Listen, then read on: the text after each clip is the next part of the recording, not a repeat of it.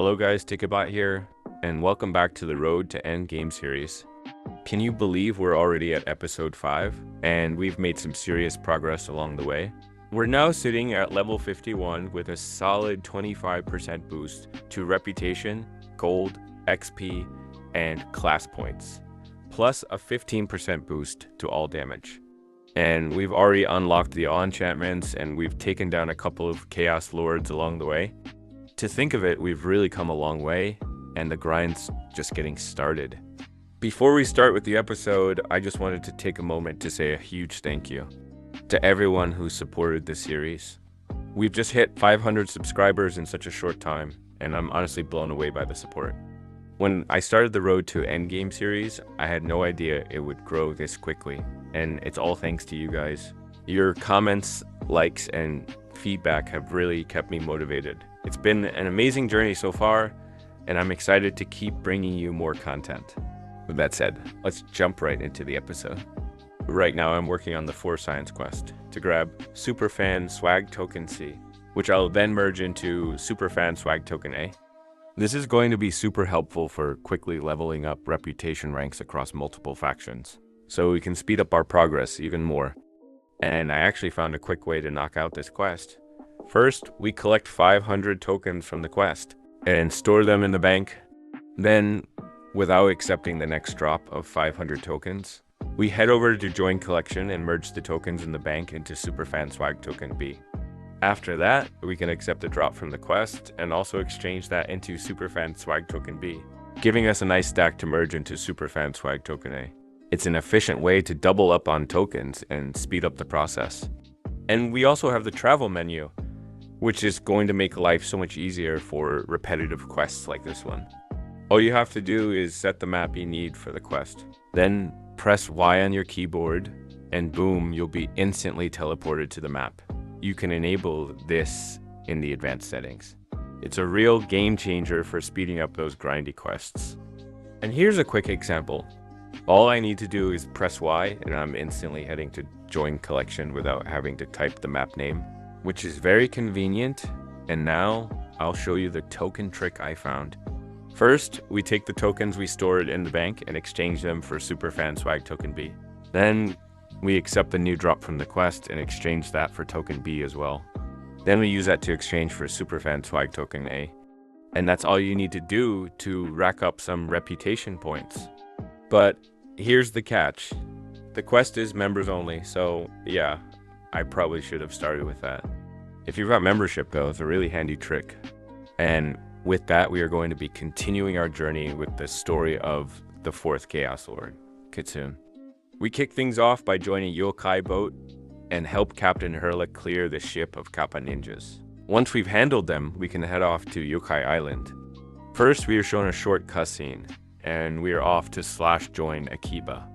Once we arrive, we will click Daisuke and watch a cutscene before diving straight into the Dragon Koi tournament and /join Dragon Koi. In Dragon Koi, we'll face off against different opponents, all of which are references to popular anime. First, we got Pokemon with Pakichu, which is a reference to Pikachu. And if you've been around AQW for a while, you'll remember this was one of those moments where everything just felt epic. Facing off against opponents that are all nods to classic anime and games, this is where the fun really kicks in. I remember how exciting it was to see those references back in the day, and it still feels just as awesome. And after the final battle, we get treated to another cutscene that takes us even deeper into the story. It's such a nostalgic trip down memory lane, reliving these moments as an adult. I remember back then, like every other kid, I really wanted to get that Goku hair because, let's be real, every boy wanted to be a Super Saiyan.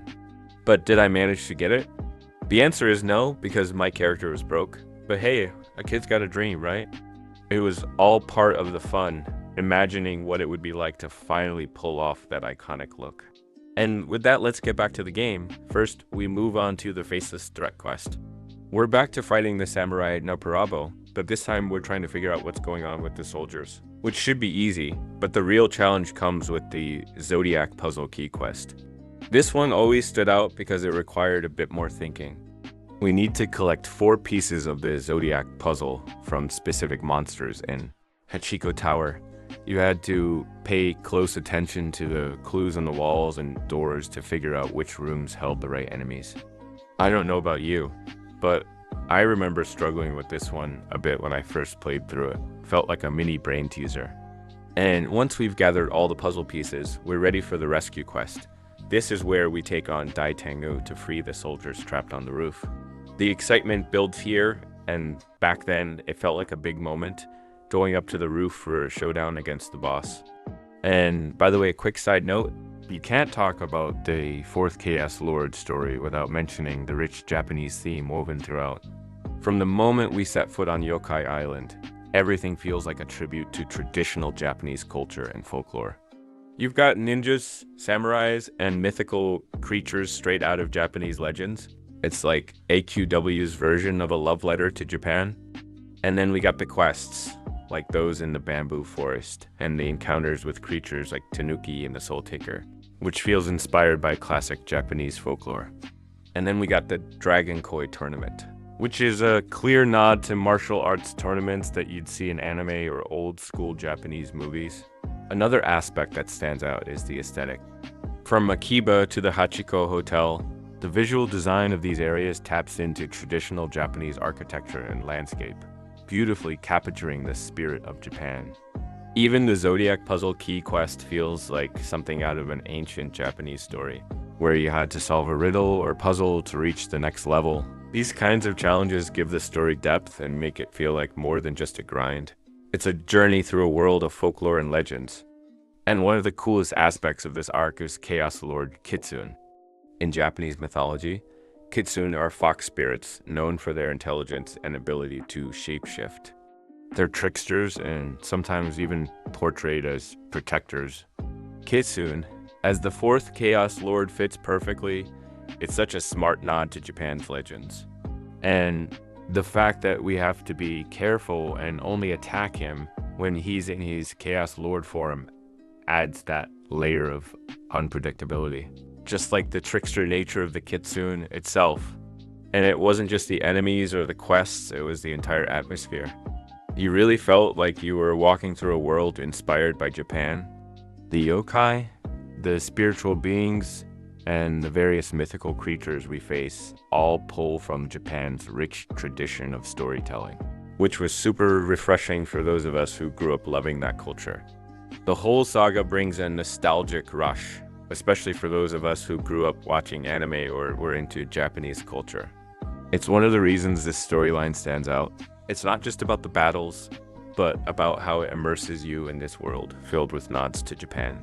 For many of us, this was our introduction to yokai lore, and it still holds up as one of the most memorable arcs in Adventure Quest world. This arc also has a special place for many players, because it was one of the earliest storylines where Adventure Quest world took us out of usual fantasy world and transported us into something more inspired by real-world mythology. And revisiting it now brings back so many memories, not just of the game, but of our own love for anime and Japanese stories. And with that, let's go back to the game. After taking down Odakuro's head, we are shown a quick cutscene, showing a portal in the sky spewing out a lot of different yokais we defeated along the way. Alright, here we are, the final showdown with Chaos Lord Kitsune. We've made it through all of Yokai Island, taken down waves of yokai monsters, and even defeated the giant Odokuro.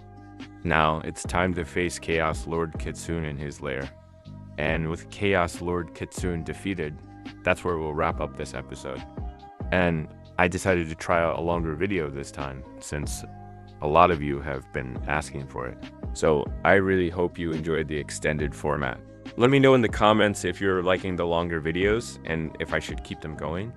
If you enjoyed the episode, don't forget to like, subscribe, and drop a comment with any suggestions or tips for what we should tackle next. Thanks for watching, and I'll see you in the next one.